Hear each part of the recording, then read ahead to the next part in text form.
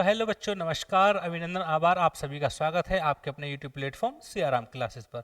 जैसा कि dear students, आप सभी जानते हैं इस समय चलती है हमारी एसएससी जीडी के लिए हिंदी की प्रैक्टिस सीरीज, जिसमें कि बेटा हम प्रैक्टिस सेट 10 तक करा चुके हैं। आज 11वें की बारी है। अगर इससे पहले के जो 10 प्रैक्टिस सेट हैं आपने बेटा नहीं देखे हैं तो आप इस चैनल पर विजिट करके उन्हें देख सकते हैं और क्लास का आनंद उठा सकते हैं। आज हम बात करेंगे बेटा प्रैक्टिस सेट नंबर 11, जो कि आपका 28 जनवरी 2023 को पूछा गया था फर्स्ट शिफ्ट में। तो एक बार बेटा हम स्टार्ट करें उससे पहले जो बच्चे लाइव आ गए हैं बेटा सेशन को क्या कर देंगे, फटाफट से शेयर कर देंगे, ठीक है ना। आप सभी को गुड इवनिंग हमारी तरफ से। एक बार बेटा क्या करेंगे, फटाफट से शेयर करना है, चलो शेयर कर दें एक बार और लाइक वगैरह करते रहें, ठीक है ना। कर दें बेटा, एक बार शेयर कर दें फटाफट। चलिए भैया, आज का पहला प्रश्न, ठीक है ना, 28 जनवरी का पहली शिफ्ट का पहला प्रश्न। सारंग निम्न में से किसका पर्यायवाची शब्द है? बताइए साहब, हिरण का, गधा का, सितार का या फिर हंस का? बताइए साहब, कमेंट सेक्शन बताएंगे बेटा फटाफट, ठीक है। फटाफट से कराऊंगा बेटा मैं आज, ठीक है ना। तो आपको जो उत्तर पता है आप एक बार कमेंट सेक्शन में भी बताएं, ठीक है ना, क्या होगा उत्तर, और अपने मन में भी सोचें। सारंग, कुरंग बेटा ये सब किसके हैं? हिरण के हैं। सारंग, कुरंग, मृग, हिरण, ठीक है ना, ये एक दूसरे के पर्यायवाची हैं। गधा का होता है साहब गधा, धूसर, गधा, गधा है कि नहीं, ये सब होते हैं साहब गधा के। सितार, हंस, हंस के एक बार बेटा मुझे कमेंट सेक्शन में बताएंगे हंस का क्या होगा। बताइए, कमेंट सेक्शन में लिखेंगे हंस के पर्यायवाची। तब तक आगे देखते हैं।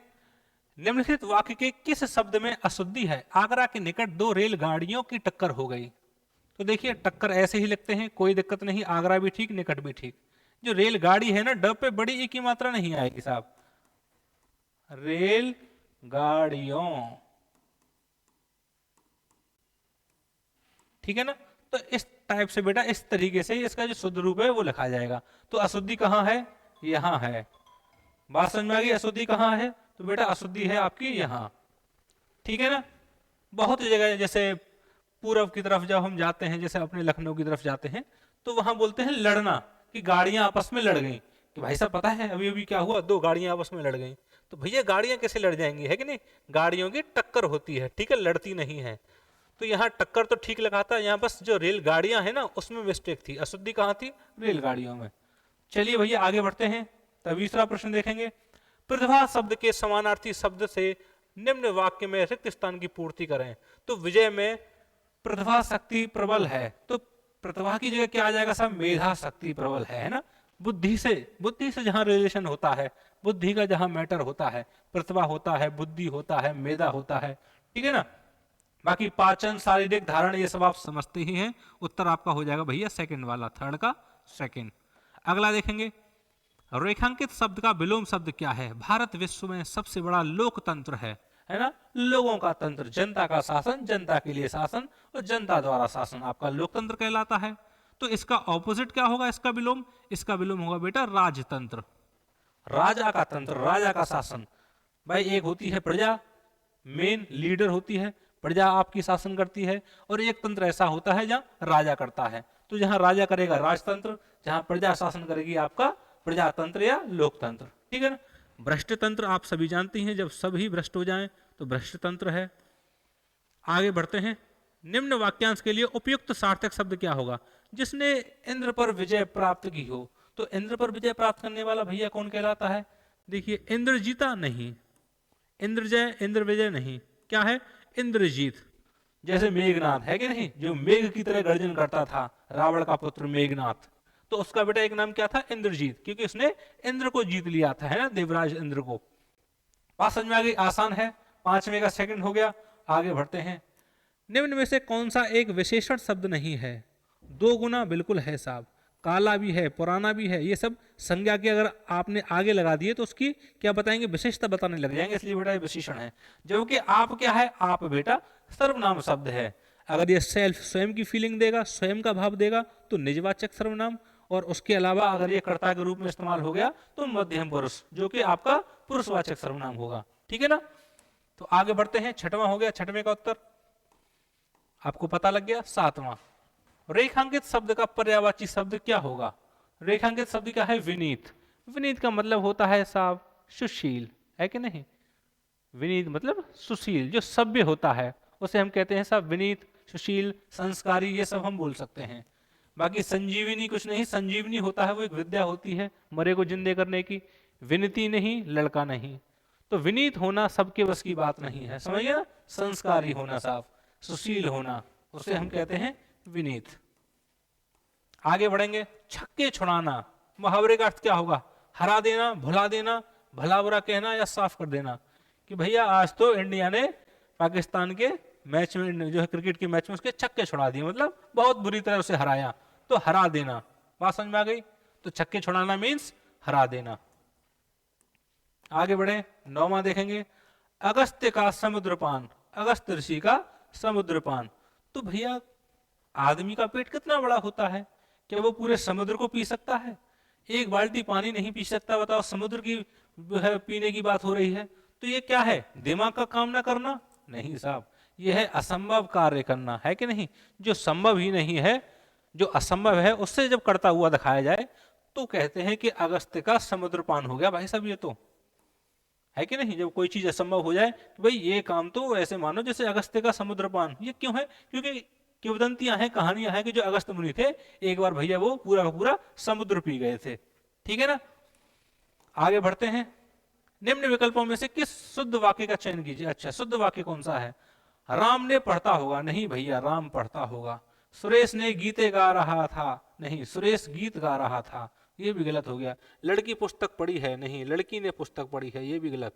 मेरे पिताजी से रोटी नहीं खाई जाती, सही है, शुद्ध है, बढ़िया है, फर्स्ट क्लास है, कोई मिस्टेक नहीं है, 10वें का फर्स्ट हो गया। जिसके बालों में चंद्रमा है, वाक्यांश के लिए एक शब्द, जिसके बालों में चंद्रमा है। देखिए चक्रपाणी, जिसके हाथ में चक्र है, पाणी मतलब हाथ, जिसके हाथों में चक्र है अर्थात भगवान विष्णु या श्री कृष्ण, तो ये तो नहीं होगा। चंद्र ग्रहण आप समझते हैं, जो चंद्रमा को ग्रहण लगता है, तो ये भी नहीं होगा, सूर्य ग्रहण चंद्र ग्रहण वाला। अब बचे केवल 2, चंद्रशेखर और चंद्रचूड़। तो 11वें का बताएंगे बेटा, सेकंड होगा या थर्ड? कमेंट सेक्शन में बताएंगे एक बार, 11वें का सेकंड होगा या फिर थर्ड। देखिए जिसके बालों में चंद्रमा है, तो इसका मतलब होता है भैया चंद्रचूड़, है कि नहीं। जिसके बालों में, जिसके चूड़े में चंद्रमा है, उसे कह देते हैं हम चंद्रचूड़। जबकि चंद्रशेखर, जिसके शिखर पर चंद्रमा है, वहां आएगा आपका चंद्रशेखर। जबकि बेटा ये दोनों ही शब्द भगवान भोलेनाथ के पर्यायवाची हैं, है कि नहीं। जिसके बालों में चंद्रमा है या जिसके शिखर, जिसके मस्तक पर चंद्रमा है, ठीक है ना। तो चंद्रशेखर, जिसके मस्तक, जिसके सर पर चंद्रमा है चंद्रशेखर, जिसके बालों में चंद्रमा है चंद्रचूड़। जबकि ये हैं किसके पर्यायवाची दोनों ही? भगवान भोलेनाथ के। बस कहने का और थोड़ा सा शब्दों का अंतर है, बाकी सेंस वही निकलता है कि ऊपर जिसके मस्तक पर या जिसके बालों में चंद्रमा है। 12वें का बताएंगे साहब, वह पौधों को खींचती है। खींचती की जगह क्या आएगा? बीजती, रखती, सुखाती या सींचती। सब जानते हैं पौधे भैया सींचे जाते हैं, ठीक है ना। तो वह पौधों को सींचती है। 12वें का सेकंड हो गया, कुछ करना धरना था नहीं, आसान था। अब आगे, किस विकल्प में पौनः पुण्यबोधक क्रिया विशेषण के उदाहरण गलत हैं? बताइए साहब। पौनः पुण्यबोधक फ्रीक्वेंटली है ना, जहां बार बार वाली फीलिंग आती है, पुनः पुनः वाली फीलिंग आती है, इसके नाम से ही पता लग रहा है पौनः पुण्यबोधक क्रिया विशेषण।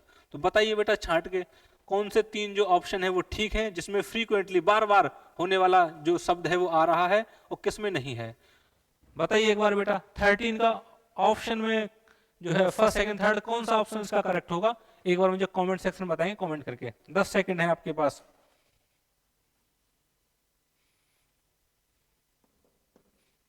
वेरी गुड बेटा, कौन सा हो जाएगा? फर्स्ट वाला। देखो इसी में फ्रीक्वेंटली वाले नहीं है, है ना, बार बार वाली फीलिंग नहीं है। देखो सेकंड में देखेंगे बार बार, बिल्कुल बहुधा, है ना, एक से ज्यादा बार। अक्सर फ्रीक्वेंटली है, सारे सारे सब। पुनः, फिर से होना, हर बार होना, ये भी ठीक है। प्रतिदिन होना, घड़ी घड़ी होना, बार बार होना, ये भी ठीक है ना। किसमें नहीं है? उदाहरण गलत किसमें है साहब? पहले वाले में, निकट, उस तरफ, परसों। पहला ऑप्शन आपका ठीक हो गया, 13 का फर्स्ट। निम्न विकल्पों में से जो बात पहले कभी ना हुई हो, क्या कहते हैं साहब? अभूतपूर्व घटना। क्या कहते हैं? अभूतपूर्व। तो जो पहले कभी घटित ना हुआ हो, अभूतपूर्व। और जो पहले हो चुका हो, भूतपूर्व। कहते ना, भारत के भूतपूर्व राष्ट्रपति, मतलब जो पहले हो चुके हैं, पहले हो चुका है। बाकी निष्क्रिय सक्रिय आप जानते ही हैं। तो 14 में का बेटा 4 ऑप्शन हमने आपको बता दिए, इसका जो उत्तर है वो भी आपने जान लिया। 15 में निम्न वाक्य में रेखांकित खंड के स्थान पर प्रयुक्त होने वाले सबसे उपयुक्त विकल्प का चयन कीजिए। मैंने कल दिल्ली जा रहा हूं, तो मैंने नहीं, क्या आ जाएगा, मैं कल दिल्ली जा रहा हूं। आसान है, हो जाएगा। आगे चलते हैं। अब आपका आ गया साहब कॉम्प्रिहेंशन, गद्यांश आ गया। ठीक है, एक बार समझ लेते हैं। मनुष्य के जन्म के साथ विभिन्न समस्याएं भी, खाली जगह, बिल्कुल, मनुष्य जब जन्म लेता है तो उसके साथ समस्याएं भी जन्म लेती हैं, प्रारंभ होती हैं। ठीक है साहब, प्रारंभ में समस्याएं छोटी होती होंगी, ठीक है, बाद में सामाजिक समस्या के रूप में विकसित, बिल्कुल। जब आदमी प्रारंभ में अकेला होता है, फिर समाज के साथ जुड़ता है, तो जब अकेला होगा तो समस्याएं छोटी होंगी, और समाज के साथ जुड़ जाएगा तो बच्चे समस्याएं भी उसकी बड़ी हो जाएंगी। मानव कभी भी अपने आप में खाली जगह नहीं होता, किसी न किसी प्रकार का प्रत्येक जीवन में होता है। कुछ ऐसी होती हैं जो पूर्ण होने पर समस्या बन जाती है। इसमें बताया है कि मानव जीवन और मानव जीवन के अंदर जो भी समस्याएं आती हैं, ये बेटा इसका भाव है पैराग्राफ का। तो चलिए उत्तर देते हैं। मनुष्य के जन्म के साथ विभिन्न समस्याएं भी क्या होती हैं, सिमट जाती हैं, नहीं। अप्रत्यक्ष होती हैं, नहीं। अंत हो जाती है, नहीं। मनुष्य के साथ, जब मनुष्य जन्म लेगा तो उसके साथ समस्याएं भी जन्म लेंगी, उत्पन्न होंगी। ठीक है ना।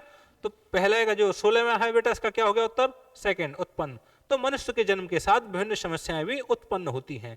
अब देखेंगे, प्रारंभ में समस्याएं होती हैं, बाद में सामाजिक समस्या के रूप में विकसित। इसका मतलब प्रारंभ में समस्याएं छोटी होती होंगी, फिर जब व्यक्ति, मनुष्य समाज के साथ जुड़ेगा तो बड़ी हो जाएंगी। तो प्रारंभ में समस्याएं सबकी होती हैं, नहीं साहब। प्रारंभ में समस्याएं अनगिनत होती हैं, नहीं। प्रारंभ में समस्याएं एक होती हैं, बाद में सामाजिक समस्या के रूप में विकसित, नहीं। देखो, विकसित यहां क्यों आया, क्योंकि प्रारंभ में समस्याएं अगर हम कह दें व्यक्तिगत होती हैं, प्रारंभ में समस्याएं व्यक्तिगत होती हैं, फिर उसके बाद वो सब सामाजिक होंगी, है कि नहीं। पहले कोई मुद्दा या कोई समस्या व्यक्तिगत होती है, उसके बाद धीरे धीरे समाज को पता लगता है, फिर पता लगता है कि साहब ये तो सामाजिक समस्या है या समाज की समस्या है। तो बात समझ में आ गई। तो इसलिए यहाँ पर इन चारों में से जो सबसे बेस्ट ऑप्शन है बेटा, क्या आएगा, व्यक्तिगत। क्योंकि इंसान के जीवन में, इंसान का जीवन भी कैसा है, प्राइवेट है कि नहीं, व्यक्तिगत है। तो समस्याएं भी पहले व्यक्तिगत ही आएंगी, उसके बाद में साहब समस्याएं क्या हो जाएंगी, सामाजिक हो जाएंगी। तो प्रारंभ में समस्याएं व्यक्तिगत होती हैं, बाद में वे सामाजिक समस्या के रूप में विकसित हो जाती हैं, बड़ी हो जाती हैं। मानव कभी भी अपने आप में खाली जगह नहीं होता। क्या नहीं होगा साहब, मानव अपने आप में कभी भी इतना नहीं होता, अधूरा नहीं होता, बढ़ता नहीं होता। बिल्कुल अधूरा तो होता है साहब, तो ये नहीं हो सकता। इतना नहीं होगा, कोई सेंस नहीं। बढ़ता नहीं होता, पूर्ण नहीं होता। तो क्या हो जाएगा उत्तर, पूर्ण नहीं होता। ठीक है ना। मानव कभी भी अपने आप में पूर्ण नहीं होता, अधूरा होता है। इसलिए अधूरा नहीं होता मैं लगाता तो गलत हो जाता कि मानव कभी भी अपने आप में अधूरा नहीं होता। अधूरा होता है साहब। मनुष्य पूर्ण है ही कब, है कि नहीं। ना उसकी इच्छाएं पूर्ण है, ना ही उसका जो स्वभाव है वो पूर्ण है। बात समझ में आ गई। किसी ना किसी प्रकार का खाली जगह प्रत्येक के जीवन में होता है। क्या होता है साहब, किसी ना किसी प्रकार का समय प्रत्येक के जीवन में, नहीं, समय सेट नहीं बैठ रहा बेटा, किसी न किसी प्रकार का अभाव ही बैठ रहा है। ठीक है ना। ना हम परिणाम देखेंगे ना प्रयास देखेंगे। बात समझ में आ गई। क्योंकि अभाव ही इस पैराग्राफ की, इस गद्यांश की क्या है, जरूरत है, जो यहाँ पर सटीक बैठेगा। मनुष्य के जन्म के साथ विभिन्न समस्याएं भी प्रारंभ होती हैं। प्रारंभ में समस्याएं छोटी होती हैं या व्यक्तिगत होती हैं, और बाद में सामाजिक समस्या के रूप में बड़ी हो जाती हैं। मानव कभी भी अपने आप में पूर्ण नहीं होता है, किसी न किसी प्रकार का अभाव प्रत्येक के जीवन में होता है। भाई जब यहाँ पूर्ण आया तो यहाँ क्या आएगा, अभाव आएगा, बिल्कुल साहब, उसका ऑपोजिट आएगा। ठीक है ना, सेकंड वाला हो गया। कुछ ऐसी खाली जगह होती हैं जो पूर्ण ना होने पर समस्या बन जाती हैं। क्या होंगी, इच्छाएं होंगी, जो पूरी नहीं होंगी तो बाद में इंसान के लिए बेटा समस्याएं बन जाएंगी। तो कुछ ऐसी इच्छाएं, सुरक्षा, भिन्नता, निर्धनता, तो क्या समस्या बनेंगी आगे चल के, ना सुरक्षा, ना भिन्नता, ना निर्धनता, बेटा क्या बनेगी, इच्छाएं, है ना। व्यक्ति की इच्छाएं, मनुष्य की इच्छाएं ऐसी होती हैं जो पूरी नहीं हुई तो आगे चल के समस्याएं बन जाती है, कुंठा पैदा कर देती हैं अंदर ही अंदर। ठीक है ना। तो साहब 20 के 20 प्रश्न आपके हो चुके हैं। 28 जनवरी फर्स्ट शिफ्ट। उम्मीद है बेटा आपको समझ में आया होगा और ठीक ठाक लगा है तो आपको इस क्लास को क्या करना है, लाइक करना है, अपने मित्रों के साथ शेयर भी करना है। तो बताइए बेटा, यहाँ तक कोई तकलीफ हो, कोई दिक्कत परेशानी, कोई बाधा, हैरानी, संकट, कोई भी समस्या हो, आपकी हर समस्या का इलाज क्या है साहब, श्रीराम क्लास। ठीक है ना। तो बताइए बेटा, यहाँ तक कोई तकलीफ, तो मैं उम्मीद करता हूं आपको यहाँ तक बढ़िया लगा होगा, फर्स्ट क्लास लगा होगा। तो भैया चलिए चलते हैं आगे, फिर मिलेंगे अगली क्लास में और इसी उत्साह उमंग के साथ पढ़ते रहेंगे, आगे बढ़ते रहेंगे, मस्त रहेंगे, स्वस्थ रहेंगे, ठीक है ना, और प्रसन्न रहेंगे। चलिए अब मैं आपसे विदा लेता हूँ। बेटा चैनल को सब्सक्राइब जरूर करना है, जो भी बच्चे नए हैं ना, कुछ मुझे इसमें नए दिख रहे हैं बच्चे, तो आपको सब्सक्राइब जरूर करना है, ठीक है ना। तो सब्सक्राइब करके जाना है, अगर अच्छा लगा तो बेटा लाइक भी करना है आपको ये सेशन। चलिए फिर मिलते हैं अगली क्लास में। धन्यवाद, शुभ रात्रि, जय हिंद।